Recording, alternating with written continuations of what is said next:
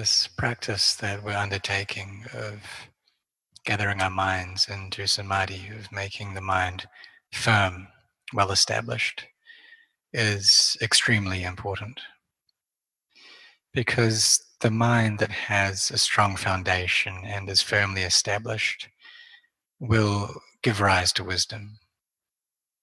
And the mind that has wisdom will be able to keep the precepts and keep morality well. And so this practice of keeping our virtue, our morality, essentially that is the restraint and collecting in our actions of body and our actions of speech. We can take up the 5 precepts or the 8 or 227 precepts. And the purpose of all of this is to take care of our body, our actions of body and speech, so that they are conducive to peace. When we have trained our mind to take care of our actions of body and speech, then we'll feel a sense of ease and peace, and we won't be worried about things. And this will make gathering our minds into samadhi even easier than before. The things that disturb our mind and that aggravate them, prevent peace from coming up, are many. One of these things is doubt or uncertainty. So we may doubt the practice and wonder, how should I practice? And what is the fastest way of gaining results in the practice? Which is the correct method and what's the right path? These doubts, they slow us down, they hinder us, and they make our minds ill at ease. And so being afflicted by these hindrances, it's like having a body that's full of sickness. And we're not going to feel well, we're not going to feel comfortable with that body. It would just be very disturbing for us and a lot of suffering. But when we get over that illness, then we'll have the energy to do work and to do many different things. So these doubts, they make our minds murky and dark. But when we're able to develop samadhi and get into a state of samadhi, then we'll be able to control those doubts. And our minds will feel at ease, they'll feel happy and spacious. And this is one of the fruits of samadhi. And it's something that we can experience here in the present moment. All of us are able to do this. We're all able to cultivate samadhi, but we do need effort to do it. But it's something that's there within our capabilities. We can all do it. At the beginning, there may just be Kanaka samadhi, this small state of samadhi. But even though it's small, if we do it very often and try and cultivate that state often, keep our minds there, then that's able to suppress the defilements. Our minds then will be free of greed, hatred, and delusion in that state, and peace and calm will come up within the mind instead. We'll be able to see the path of practice, and we'll be able to see how it is that we can free ourselves from suffering. When we train in the practice of wisdom in order to give rise to samadhi very often, then that can bring us to a state of upajjhara samadhi, which is the level of samadhi that's very close to full peace. So the calm that's there within that state is a very strong and firm state of calm.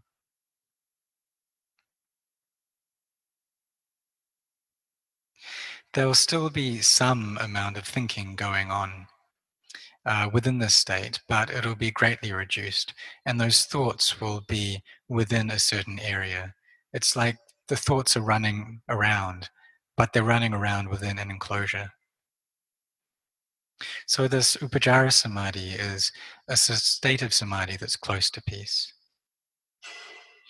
A state of Samadhi that will bring us happiness, that will bring us joy, and bring great fullness into the heart.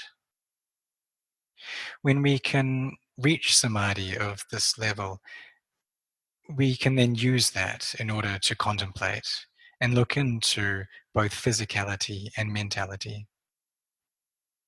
Having that strong state of Samadhi there behind us will give us what we need to be able to see clearly into these things, to see clearly that they're inconstant, that they change.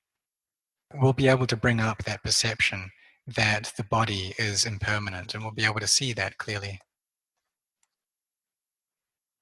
Or we can bring up the perception that these bodies of ours are stressful, that they're suffering. They're full of different kinds of illnesses, and they have to get old and age, and we have to experience a lot of pain through them. Or we can take the bodies apart and see them as just being empty, see that there's no true self there within it. And we can also contemplate the mental sankharas as well in this way and see that there's no true self, that it's all just empty. So being able to get into a state of Upajjhara Samadhi and use that for contemplation, our minds will separate out from the sense objects and from the moods, and we'll see that the aramana, these objects and moods, they're one thing, and the mind is something else. They're not they're not bound together. They're two different things. And we'll see this with clarity. When the heart experiences emptiness very often and we're able to give rise to wisdom very often, then we'll understand things in a very clear way. And we'll understand this practice, we'll understand how it works. And by doing that, we'll relieve our minds from doubts. We can also contemplate these bodies and in the manner of seeing that they're not beautiful, that they're asubha. Or we can see that they're a collection of elements that have come together. Or look at it in terms of the perceptions of anicca, dukkha, anatta, of inconstancy, of stress, not self. And this is the path that we take up. And so, as we chanted before, bringing up this perception, seeing into the inconstancy of these things is the path to Nibbana and the path that will make our minds pure and free from suffering. So we should have faith in this path of practice and not have many doubts. It's important for us to put in a lot of effort into maintaining our mindfulness and into keeping our minds firm and stable. This is something that's very important. Maybe some days we don't sit meditation like we are now, but we should try and keep our mindfulness with us throughout the day, keep our minds present and aware of what's going on. To keep our minds also in a state of samadhi and try and carry on doing this throughout our day. When we do this, then when we come around to the formal practice, this will make it go even better and make it go very fast. So and then we'll be able to experience the results, the fruits of that here in the present moment. But we do need to train in order to do this. Because if we don't train our minds, then they'll just run after all the moods and emotions that come up in them. And they'll just go after this constantly, chase after them all the time. And we'll always have a sense of self there within us all the time. So when we train our minds well, and we're more able to get them into a state of peace and maintain that state of peace, then our minds will become more intelligent and they'll be able to figure out a way to free themselves from suffering. So whether we're using wisdom to develop and train our minds, or whether it is that we're using samadhi to do that, We need to be able to get our minds to a state of stability and peace. As we do this, then they'll become so still that it'll give rise to these 5 factors of vitaka, vichara, piti, sukha, ekaggata. And the mind will gather together into one. It'll all come together into just one thing.